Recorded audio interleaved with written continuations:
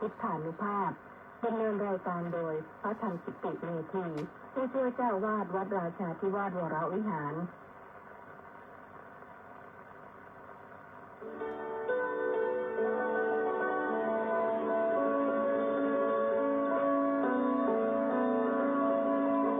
ได้เวลา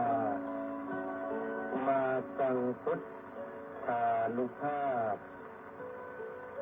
เพื่อรับทราบพุทธธรรมคำสั่งสอนเสริมมงคลให้ชีวิตก่อนหลับนอนรอพักผ่อนสุขสบายกายใจเทิน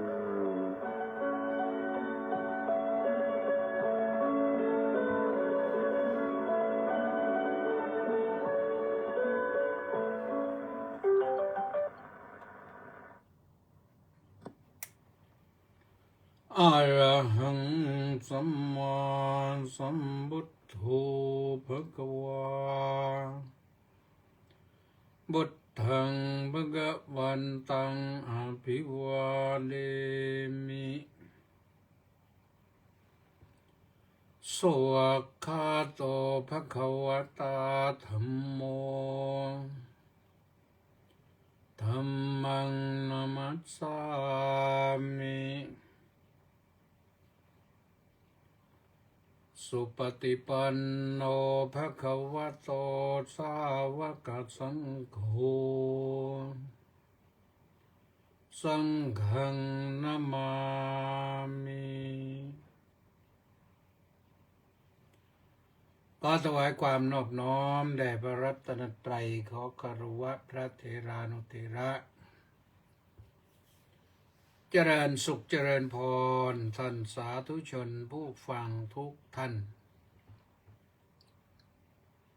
ได้เวลารับฟังรายการพุทธานุภาพกับพระธรรมกิติเมธี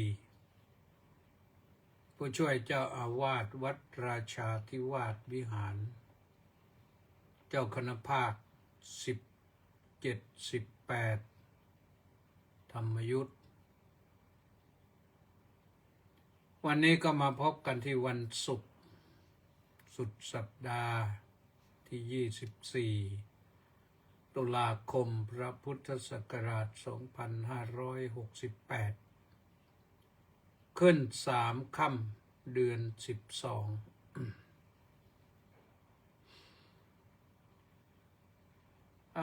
เช้าวันนี้ออกเดินทางไปสนามบินดอนเมืองตั้งแต่ตี 4ขึ้นเครื่องบินไปกระบี่ลงที่สนามบินนานาชาติกระบี่อินเตอร์เนชั่นแนลกระบี่แอร์พอร์ตกระบี่อินเตอร์เนชั่นแนลแอร์พอร์ตไปเห็นสนามบินกระบี่แล้วก็ชื่นใจสร้างได้สวยงามราบรื่นดีกว้างขวางก็มีหลุมจอดหรือห่วงช้างตั้ง6 หลุมแสดงว่าผู้ใช้บริการมากถามว่าไปทำอะไรก็รับนิมนต์ไปเจริญพระพุทธมนต์งานเปิดสาขาของห้างสรรพสินค้าเซ็นทรัลพลาซ่าที่อำเภอเมืองกระบี่ห่างจากสนามบินไม่เท่าไหร่นักเปิดห้างซะใหญ่โตหรูหราก็มีหลายโซนหลายตึก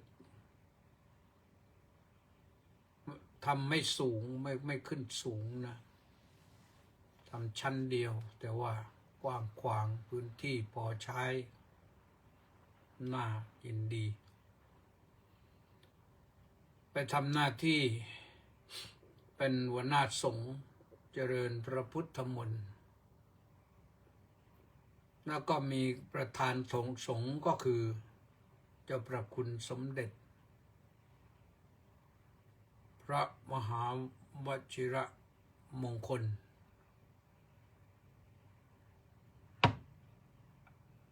วัดกระพังสุรินทร์ตรังเป็นประธานสงฆ์เป็นที่ศรัทธาเลื่อมใสของญาติโยมและเจ้าภาพก็ว่ากันไป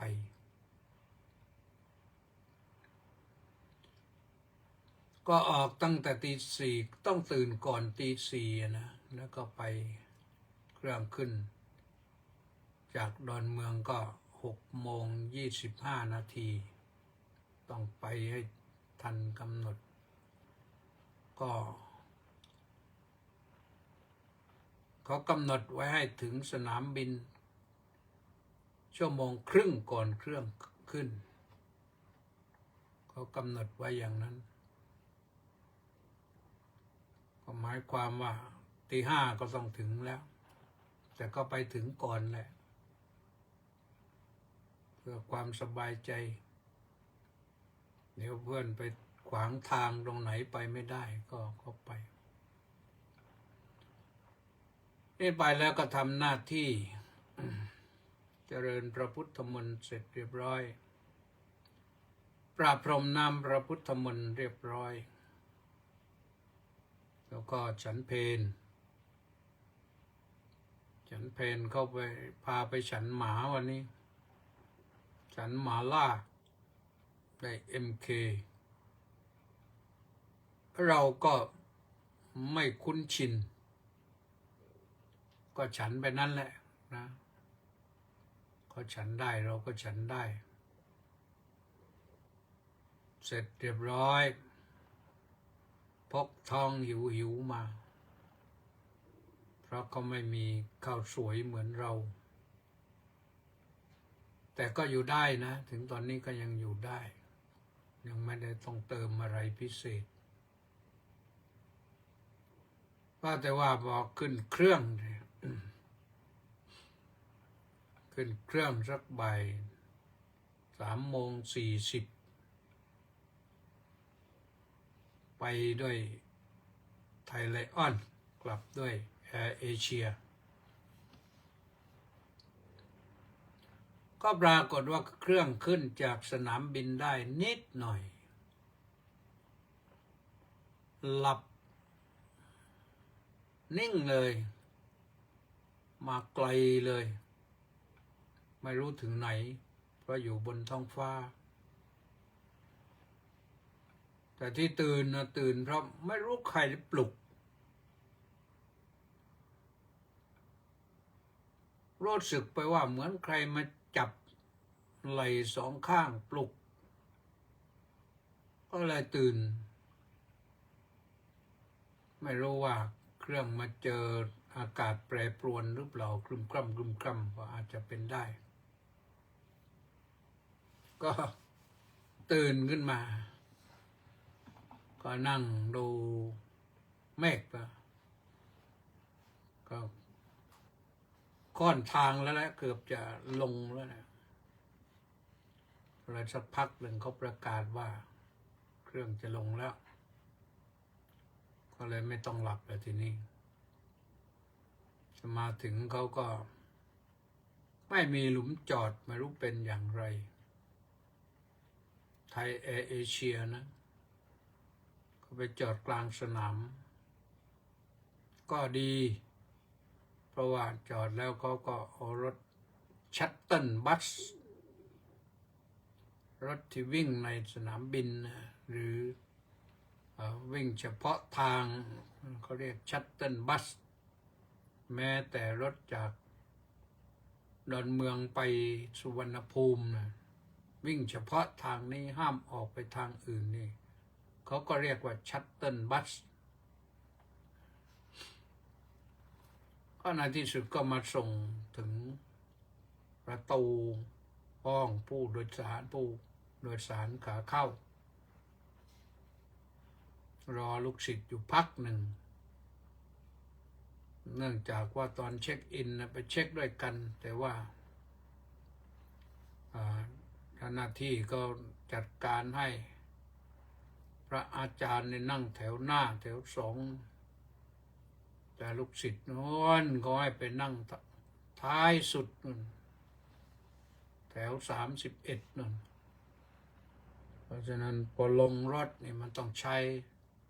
รถชัตเติลบัสนี่3 คันคนเต็มเครื่องนะ3 คันก็เราก็มาถึงก่อนก็ต้องมายืนรอที่นี่รอนึกว่าลูกศิษย์จะหายไปไหนจะแล้วทำไปทำมารอถึงคันที่3ก็ลงมาได้ก็มาเรียบร้อยนะ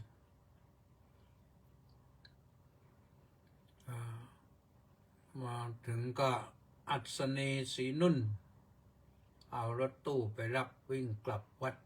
สบายนะมาถึงก็ส่งน้ำส่งท่าหายเพลียได้พักแข้งพักขาหน่อยหนึ่งก็ว่ากันได้ต่อไปนะวันนี้ต้องขออนุโมทนากับคุณโยมนางสาวสุ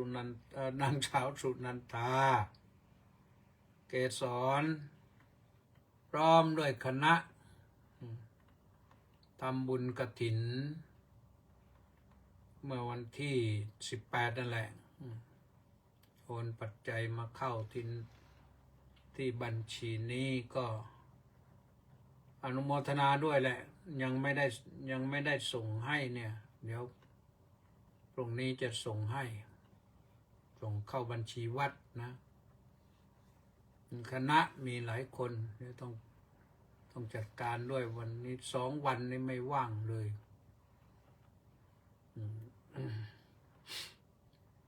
วันนี้ก็ออกนอกพื้นที่ทั้งวันไปตั้งแต่ตี 4กลับมาถึงเย็นนะค่ำแล้วเมื่อวานก็มีญาติโยมมาภาคเช้าแล้วก็ภาคเย็นก็บ่าย3 โมงก็ไปสวดพระพุทธมนต์ที่พระบรมมหาราชวังพระที่นั่งอมรินทร์วินิจฉัยเพราะฉะนั้นยังไม่ได้โอนเงินที่โยมทำบุญกฐินมาไปให้วัดนะก็อนุโมทนาสาธุนะ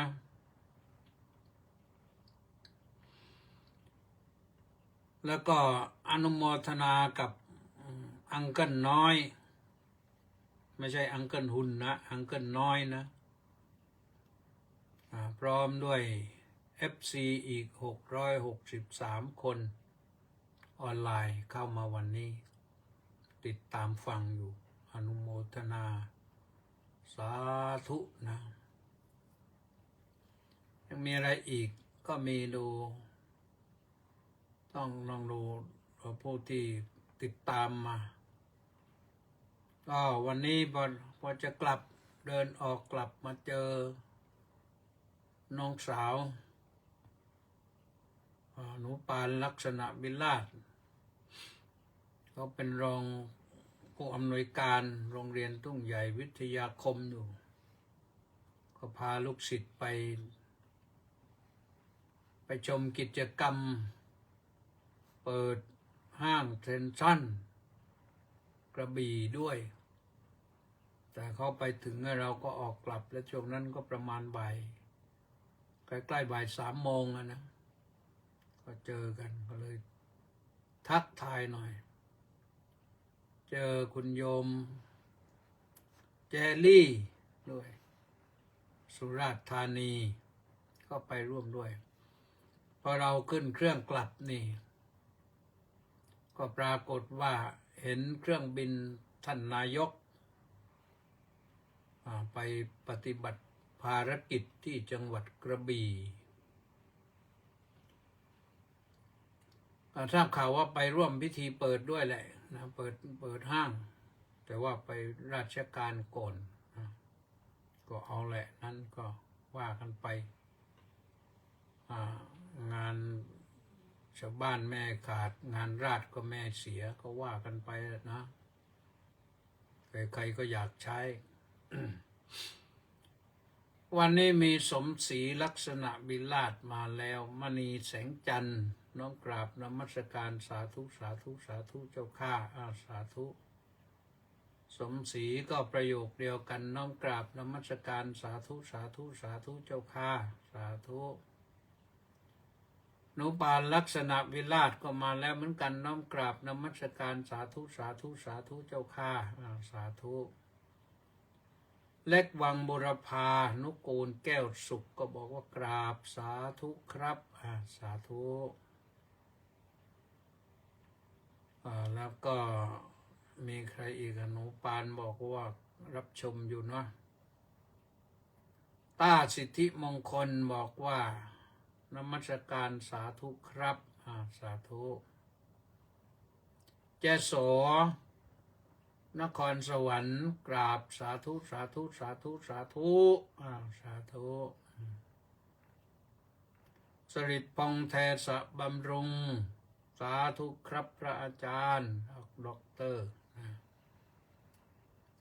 ถือว่าเป็นเจ้าของรายการพุทธานุภาพเหมือนกันนะทำทุกเดือนทำทีเดียว12 เดือนเลยรังสรรค์ทองสร้อยบอกว่าน้อมกราบนมัสการถวายความเคารพพระเดชพระคุณท่านเจ้าคุณด้วยความเคารพอย่างสูงครับน้อมกราบนมัสการสาธุสาธุสาธุครับสาธุวันนี้อยู่ไหนไม่รู้สุพรรณหรือชลบุรีเอาละท่านสาธุชนทั้งหลายอันนั้นก็เป็นเรื่องรายงานเพื่อทราบส่วนว่าข้างหน้าเนี่ยถามว่ามีอะไรบ้างที่สำคัญก็งานเทศกาลนะเทศกาลลอยกระทงก็วันขึ้น15 ค่ำเดือน12น้ำนองเต็มตลิ่งเราทั้งหลายชายหญิงสนุกกันจริงวันลอยกระทงนะก็ยอมสนุกกันแหละอาตมาภาพเองก็เฉยๆนะ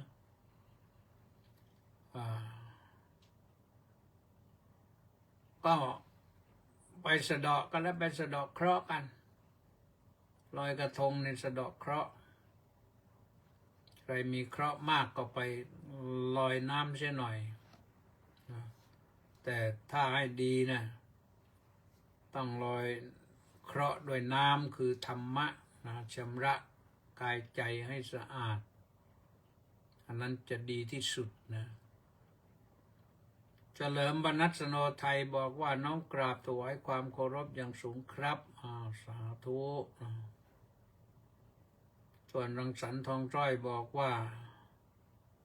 วันนี้มาบ้านที่สุพรรณบุรีครับเอาละก็ได้บ้านสุพรรณบุรีก็น่าอยู่เมืองน่าอยู่นะก็เข้าเรื่องธรรมะนะวันนี้จะพูดถึงเรื่องพาหุสัจจะพาหุสัจจะเนี่ยแปลว่าความเป็นผู้คงแก่เรียนหรือความเป็นผู้สดับตรับฟังมากผู้ได้สดับตรับฟังมากศึกษามากนั่นแหละสดับตรับฟังมากก็คือศึกษามากศึกษาทางตาศึกษาทางหูศึกษาทางจมูกศึกษาทางลิ้นศึกษาทางกายศึกษาทางใจตาก็อ่านไม่ใช่อ่านแต่ตัวหนังสืออ่านพืชพันธุ์ธัญญาหารนี่ก็ไม่ต้องดูตัวหนังสือนะอ่านว่าอากาศจะร้อนหรือจะหนาวอ่านว่าอากาศจะหนาวขนาดไหนปีนี้อ่านเกม อ่านว่าป่าไม้เราจะหมดหรือเปล่าภูเขาจะหัวร้อนหรือเปล่าต้องอ่านนะอ่านไปได้ทุกเรื่องเลยอ่านว่าศาสนาพุทธของเราจะหมดหรือเปล่าตอนนี้หาเจ้าอาวาสก็ยากเต็มทีคนที่จะบวชก็น้อยลงก็คนที่จะเกิดก็น้อยลงนี่จะไปให้คนบวชมากขึ้นได้ยังไงโยมคนเกิดน้อยลงปีที่แล้วนี่คนเกิดน้อยกว่าคนตายนะคนไทยนะเพราะฉะนั้นนี่50 ปีข้างหน้านี่อ่านดูให้ดีนะว่าไทยประเทศไทยจะมีชนชาติไทยเหลืออยู่สักกี่คนเหลืออยู่แหละแต่ถ้าเชื้อไทยแท้ๆที่ไม่มีปนเลยเนี่ยจะเหลืออยู่สักกี่คนอันนี้ก็ต้องอ่านสถานการณ์ให้ออกได้นะต้องอ่านเหมือนกันนะเราดูแล้วก็อาศัยประสบการณ์ถ้าเราอ่านหนังสือมากเราดูมากเราฟังมากเราก็เห็นแหละว่าอะไรอย่างถางป่ามากๆเนี่ยในที่สุดป่ามันก็หมดเลยอ่านได้อ่านไม่ยากนะแถวถิ่นฐานบ้านเกิดอาตมาภาพนี่เมื่อก่อนป่าก็เยอะตอนเด็กๆยังมีเสือดำอยู่เลยเสือโคร่งก็ยังมีเลยพวกกวางพวกอะไรก็มีพวกไก่ป่าพวกลิงมีทั้งนั้นแหละแต่เดี๋ยวนี้สัตว์เหล่านั้นเด็กไม่รู้จักแล้วแม้แต่กระจงเนี่ยเด็กไม่รู้จักนะเพราะมันไม่มีถ้าจะได้ดูบ้างที่เขาอนุรักษ์ไว้ตามสวนสัตว์นั่นแหละนี่เราก็ถ้าสัตว์มันหมดพันธุ์ไปได้แล้วมนุษย์จะไม่หมดเลยมันหมดได้แล้วอย่างแถวบ้านเนี่ยนะไม่ใช่บ้านอาตมานะอาตมาเป็นคนไม่มีบ้านแล้วเป็นโฮมเลสคนไม่มีบ้านเขาขายดินขายทรายถมกันขุดบ้านเมืองเป็นบ่อไปเยอะเลยขุดกระรถแบ็คโฮขุดไปขุดมาพอขุดไม่ถึงก็เอาเครื่องดูดทรายลงไปอีกเป็นบ่อลึกก็ไม่มีอาชีพอื่นอาชีพนี้ก็อยู่ได้นะ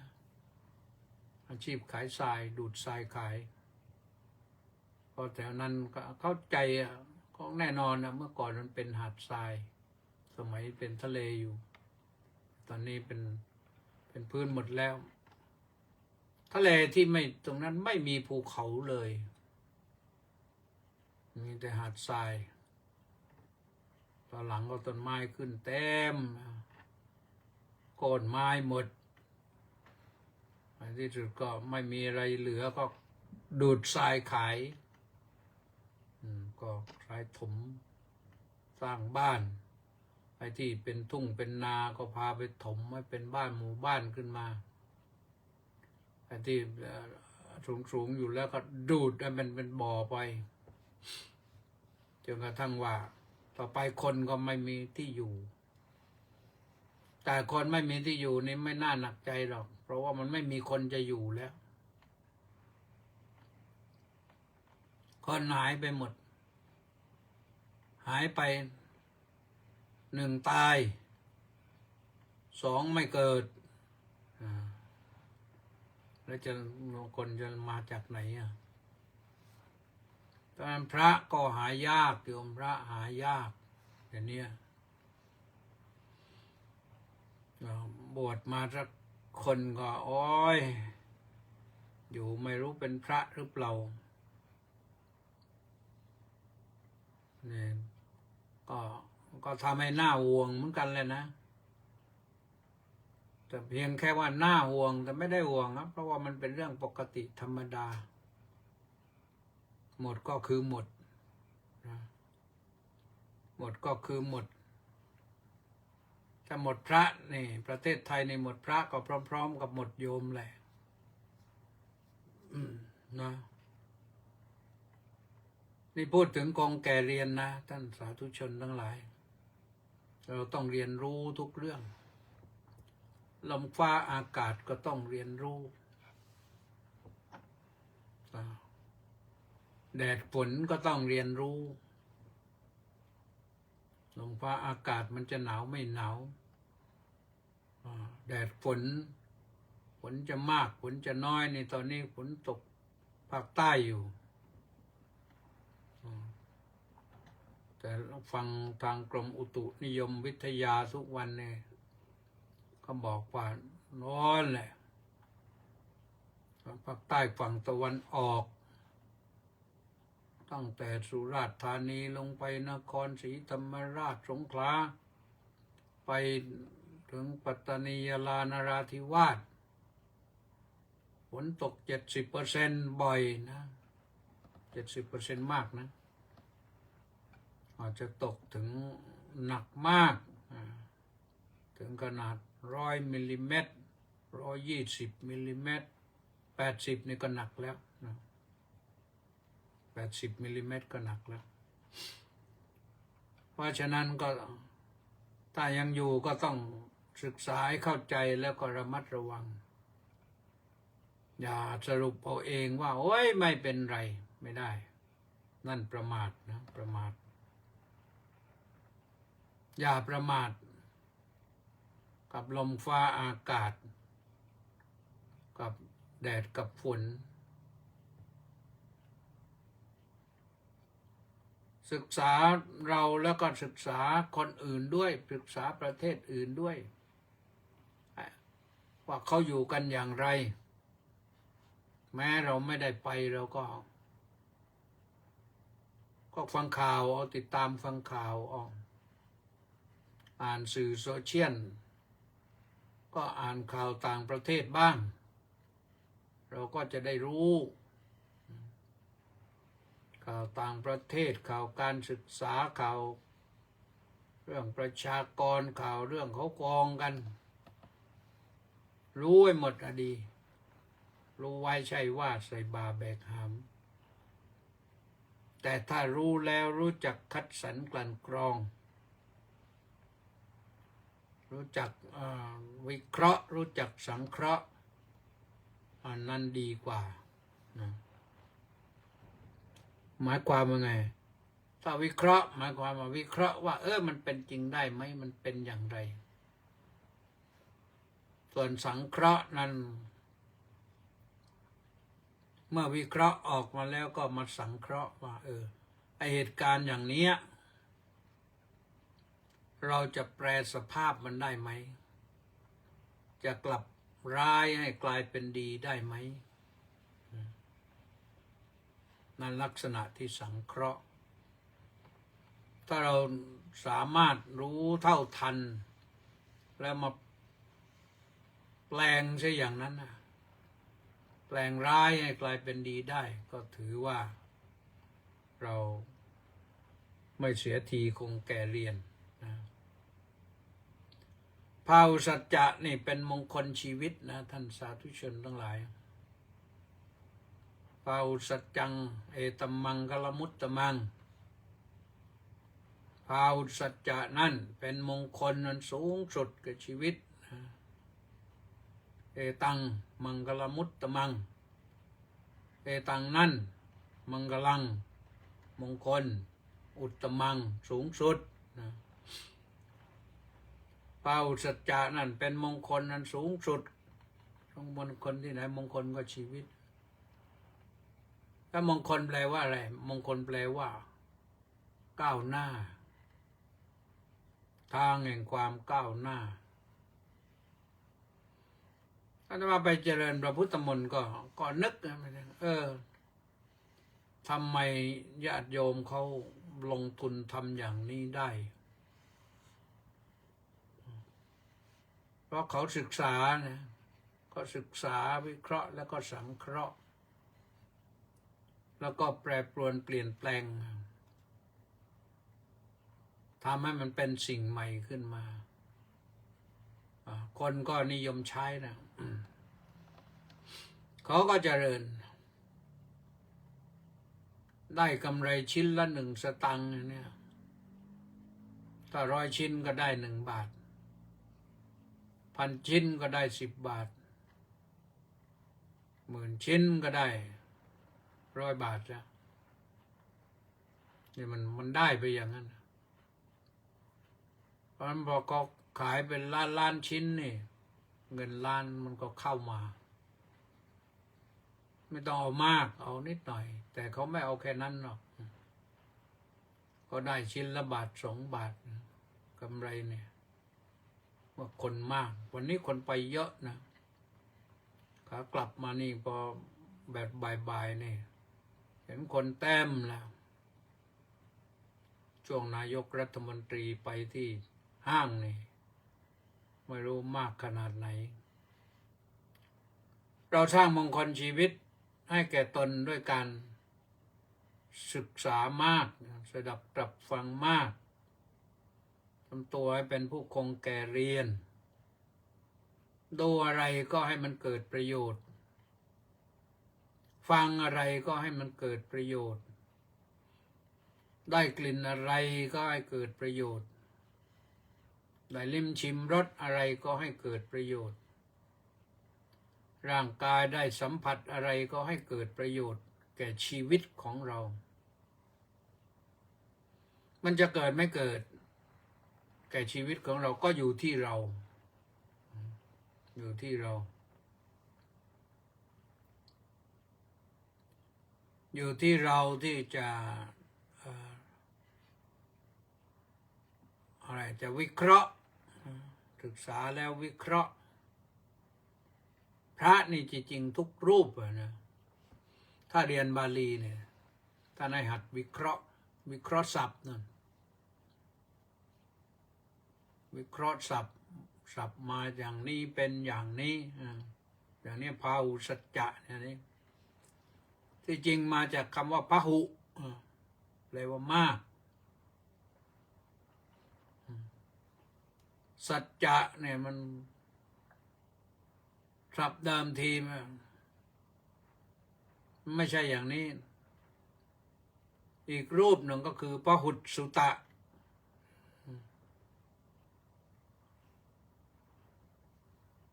พอสำเร็จรูปสำเร็จแล้วเป็นพาหุสัจจะนะนี่ต้องเข้าใจนะเวลาแปลก็ต้องแปลว่า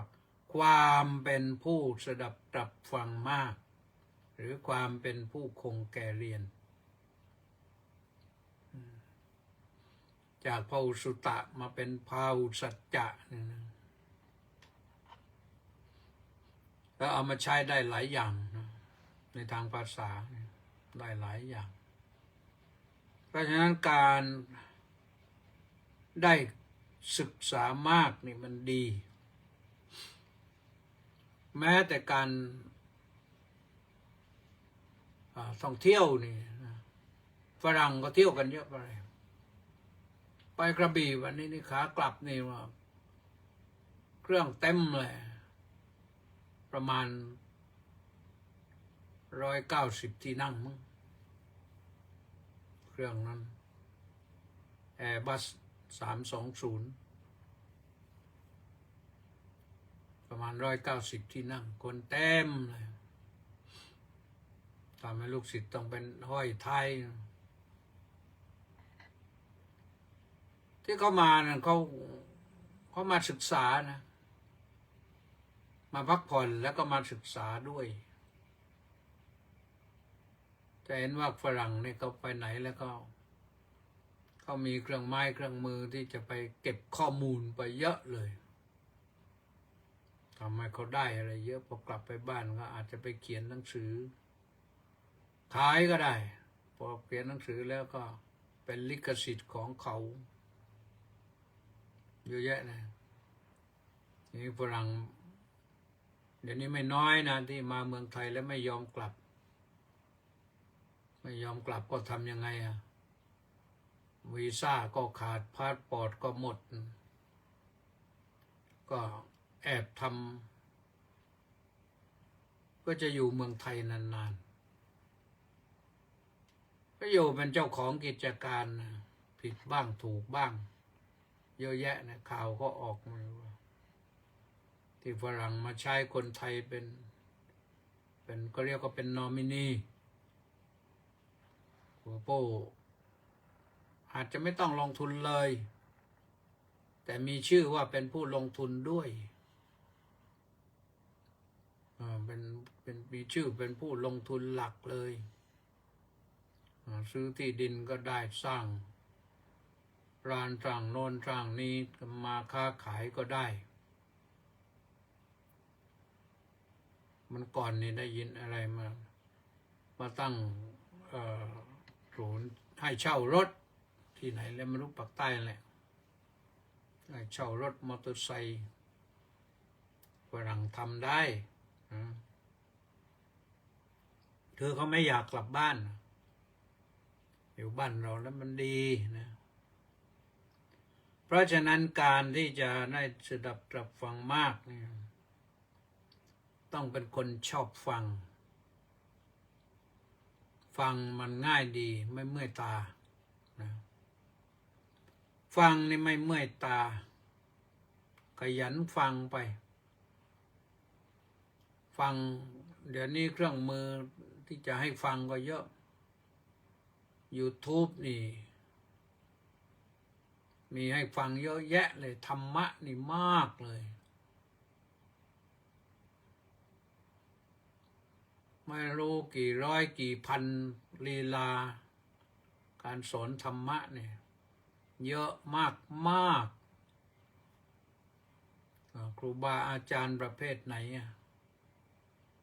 ประเภทวิชาการล้วนๆก็มีประเภทกรรมฐานล้วนๆก็มีประเภทปนกันไปก็มีประเภทธรรมะชาวบ้านก็มีธรรมะเพื่อสังคมก็มีใน YouTube นี่มันมีเยอะก็อยากเป็นคน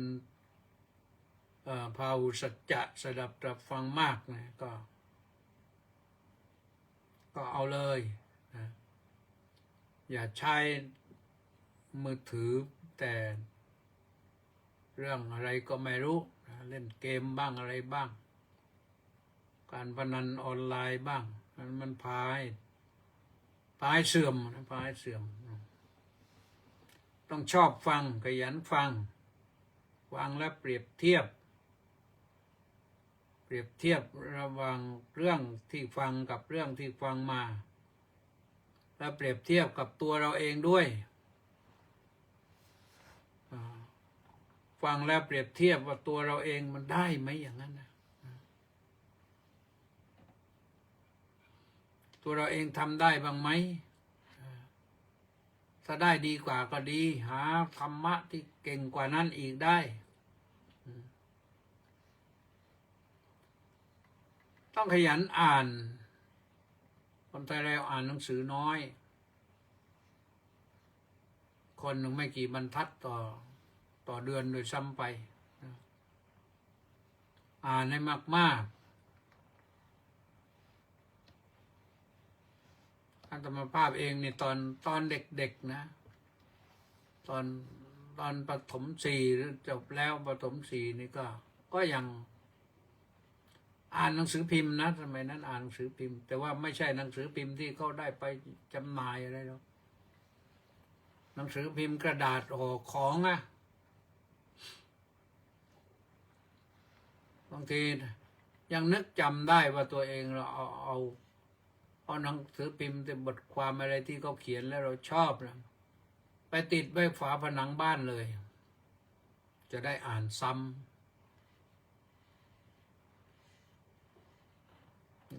เคยทำอย่างนั้นนะเพราะเรื่องมันชอบเราหาหนังสืออ่านยากอ่านก็ต้องอ่านหนังสือพิมพ์นั่นแหละ นี่พอได้หนังสือพิมพ์สักแผ่นสักครึ่งหน้าหนึ่งหรือจะเป็นคอลัมน์อะไรต่างๆก็ไม่รู้ว่าเขาเรียกว่าคอลัมน์นั้นเป็นอย่างไรหรอกแต่ว่าอ่านแต่ตัวหนังสือทำความเข้าใจสิ่งที่เขาพูดก็ทำให้เราไม่ลืมหนังสือรู้จักเก็บสาระจากการฟังกันนะต้องคิดเป็นนะต้องคิดเป็นศึกษาแล้วรู้แล้วได้ยินแล้วได้เห็นแล้วต้องรู้จักเก็บสาระเก็บสาระอะไรเล็กๆน้อยๆเรื่องนี้ที่เขาว่าไปยาวนี่มันใจความมันคืออะไรหลักใหญ่ใจความคืออะไรประเด็นมันคืออะไรเขาด่าหรือเขาชมมันจริงหรือไม่จริงเราก็ต้องคิดต่อไปอีกว่ากันจริงๆแล้วการฟังเนี่ยฟังทุกครั้งย่อมได้ฟังที่เขาพูดที่เขาบรรยายนะทุกครั้งย่อมได้สาระได้ประโยชน์บางทีได้ยินเขาทะเลาะเขาด่ากันเนี่ยเราได้ยินโดยไม่ได้ตั้งใจแต่ก็มีตั้งใจบ้างว่ามันทะเลาะกันเรื่องอะไรเราก็ได้อีกได้เหตุได้ผล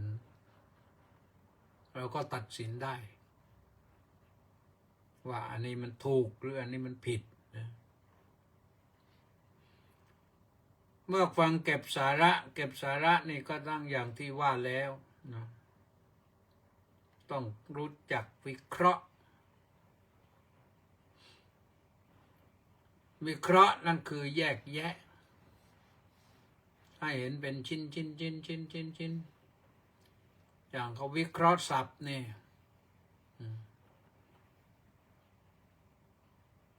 วิเคราะห์ศัพท์ภาษาเนี่ยก็ต้องแยกออกมาวิภัตการบทวจนะบุรุษธาตุวาจกปัจจัยอันนี้8 ตัว8 ส่วนที่ประกอบเข้าในศัพท์หนึ่งซึ่งนักแปลภาษาบาลีนี่เห็นคำใดก็ตามมันต้องรู้ทันทีถึงจะแปลได้ว่าอันนี้มันวิภัตการบทวจนะบุรุษธาตุวาจกปัจจัยอะไรเนี่ยได้ทันที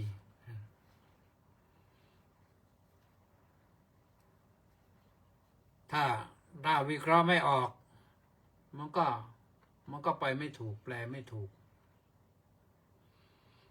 เมื่อวิเคราะห์ได้แล้วก็สังเคราะห์อีกนะสังเคราะห์คือพาไปแต่งศัพท์ใหม่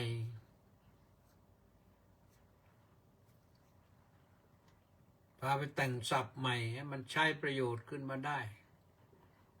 เดี๋ยวนี้เขาก็แต่งศัพท์ใหม่กันมาเยอะนะก็เอาของเก่านั่นแหละแต่ละนิดแต่ละหน่อยนะคำอักษรแต่ละตัวมาเรียงกันใหม่ก็ได้ใหม่มันอาจจะยากหน่อยสำหรับคนที่ไม่มีพื้นฐานแต่คนมีพื้นฐานก็ไม่ยากเท่าไหร่หรอกพอเข้าใจได้และประการสุดท้ายก็คือต้องรู้จักใช้ประโยชน์ศึกษามากแล้วเป็นผู้คงแก่เรียนแล้วต้องเอาสิ่งที่ศึกษามามากนั้นมาใช้ประโยชน์ไม่ใช่ความรู้รอบหัวเอาตัวไม่รอดความรู้รอบหัวต้องเอาตัวรอดด้วยต้องให้อยู่ดีมีสุขด้วยใช้แก้ปัญหาได้ความรู้ที่ได้มาแก้ปัญหาได้มันถึงจะดีแก้ปัญหานี่ก็คือแก้ปัญหาด้วยการทำใจนะแก้ปัญหาที่กายแก้ปัญหาที่ใจโดยเฉพาะ นักศาสนาของเราก็คือแก้ปัญหาใจยุคนี้สมัยนี้คนทุกข์กันมากเลย ทุกข์เพราะกลัวฝนบ้างทุกข์เพราะกลัวน้ำบ้างทุกข์เพราะกลัวเศรษฐกิจบ้างทุกข์เพราะจะตกงานบ้างนี่ทุกข์มากนะถ้าเอาความรู้มาใช้ประโยชน์นะอย่าให้ความรู้นั้นเป็นหมันนะถ้าทำได้อย่างนั้นก็ดีในระดับเบื้องต้นแต่ในระดับเบื้องปลายเนี่ยได้ความรู้มากๆขึ้นมาเนี่ยความเป็นผู้คงแก่เรียนแล้วถ่ายทอดความรู้อันนี้สำคัญเหมือนกันนะถ่ายทอดความรู้ให้คนอื่นด้วยให้ลูกศิษย์ลูกหาให้เพื่อนพ้องน้องพี่คนที่ศึกษามากเล่าเรียนมากเนี่ยคงแก่เรียนเนี่ยถือว่าเป็นเชื้อนักปราชญ์แล้วเป็นเชื้อปราชญ์ปราชญ์แปลว่าผู้มีความรู้ทั่วถึงปัจฉะนะปัจฉานั่นแหละแต่ภาษาปราชญ์มันเป็นภาษาสันสกฤตก็คือผู้มีความรู้มากรู้รอบรู้ทั่วถึงแบ่งปันความรู้แก่คนอื่นได้ดีตั้งแต่คนในครอบครัวคนในครอบครัวเพื่อนบ้านใกล้เคียงนอกจากพูดกับเขาฟังและปฏิบัติให้เขาดูด้วยให้มันเป็นแบบอย่างที่ดีอันนี้แหละเรียกว่าใช้ประโยชน์ได้ประโยชน์มากคนที่จะพูดให้เป็นธรรมะให้คนอื่นฟังก็หายากอยู่เหมือนกันนะโยมนะต้องช่วยกันหน่อยก็ทำตัวให้เป็นผู้คงแก่เรียนนะพหุตเป็นคนก็พหุสุโตสุโตสุตตโรสุตะสันนิจจโยสุโตก็ฟังสุตตโรฟังแล้วก็ทรงจำสิ่งที่ฟังแล้วได้สุตะสันนิจจโยสั่งสมไว้มากๆก็ทำให้เป็นปราชญ์แล้วก็ถ้าอีกสูตรหนึ่งก็ทะตาเป็นผู้ทรงจำความทรงจำวาจัสสาปริจิตาคล่องปากว่ากันคล่องปากมนัสสานุเปกิตาเพ่งพินิจด้วยใจเพ่งพินิจด้วยใจให้ทะลุปรุโปรงนิทยาสุปฏิวิทารู้แจ้งแทงตลอดอันนี้เราจะทำให้ได้ผลมากเลยนะถ้าได้อย่างนี้ก็แน่นอนนะเป็นทั้งปราชญ์เป็นทั้งบัณฑิตเป็นปราชญ์นั้นแปลว่ารู้ผู้รู้ทั่วถึงจะเป็นบัณฑิตนั้นผู้ฉลาดผู้ฉลาดผู้ใดดำเนินชีวิตไปด้วยปัญญาผู้นั้นชื่อว่าบัณฑิตนะต้องใช้ปัญญานะเพราะฉะนั้นพาหุสัจจะนี่เป็นมงคลแก่ชีวิตโยมสร้างมงคลแก่ชีวิตให้แก่ตัวเองสร้างความเจริญก้าวหน้าให้แก่ตัวเองนั่นเองก็จะเกิดเจริญก้าวหน้าในชีวิตปัจจุบันแล้วก็เจริญก้าวหน้าแห่งชีวิตในสัมปรายภพไม่ตกต่ำไปสู่ที่สูงได้แน่นอนนะก็ขอฝากไว้เท่านี้วันนี้ยังมีตอนนี้มีใครมาข้างหลังเพิ่มเติมมาขออภัยมีใคร บ้างก็ไม่มีมากแล้วนะมีแปะนันทิการเพิ่งมาถึงวันนี้น้อมกราบนมัสการสาธุสาธุสาธุเจ้าค่ะนะแล้วก็ม็อกโคน่าโมเมกราบนมัสการสาธุเจ้าค่ะสาธุนะแล้วก็แม่ชีสมใจสาธุสาธุสาธุสาธุเจ้าค่ะสาธุก็มีแค่นี้แหละนะ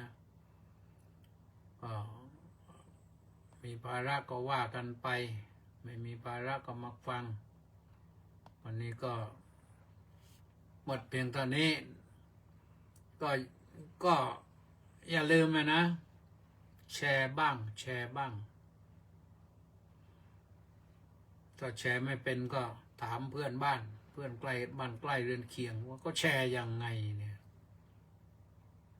ทำให้เป็นหลายท่านบอกว่าถ้าได้ฟังก็ได้แชร์ไปเป็นสิบด้วยนะอนุโมทนาสาธุนะอย่างวันชัยขุมบัวมาศเนี่ยหายไปนานแล้วหรือว่าฟังอยู่แต่ไม่ได้เข้ามาแชร์มาคอมเมนต์อะไรต่างๆก็ว่ากันทุกครั้งก็บอกว่าแชร์ไปโน่นแชร์ไปนี่10 คน20 คนอนุโมทนาสาธุนะอาลาสันสาธุชนทั้งหลายเวลาใกล้หมดก็คงจะต้องบอกกันว่ารายการพุทธานุภาพมีให้ฟังกันทางสถานีวิทยุกองพลที่1รักษาพระองค์วิทยุเสียงธรรมจากชาวพุทธวิทยุพระพุทธศาสนาและสังคมทุกคลื่นทั้งที่วัดศรีทวีวัดสามชุกวัดหนองไก่แล้วก็ที่แน่ๆก็คือผ่านทางถ่ายทอดสดทาง Facebook นี่ให้ได้ฟังได้ชมกันวันนี้ขอความสุขความสวัสดีความเจริญในธรรมของพระสัมมาสัมพุทธเจ้าจงบังเกิดมีแด่ท่านสาธุชนผู้ติดตามสดับรับฟังทุกท่านคิดประสงค์จำนงหมายสิ่งใดเป็นไปโดยชอบประกอบด้วยธรรมแล้วขอให้สำเร็จโดยธรรมจงทุกประการตรงนี้มาว่ากันใหม่นะสวัสดี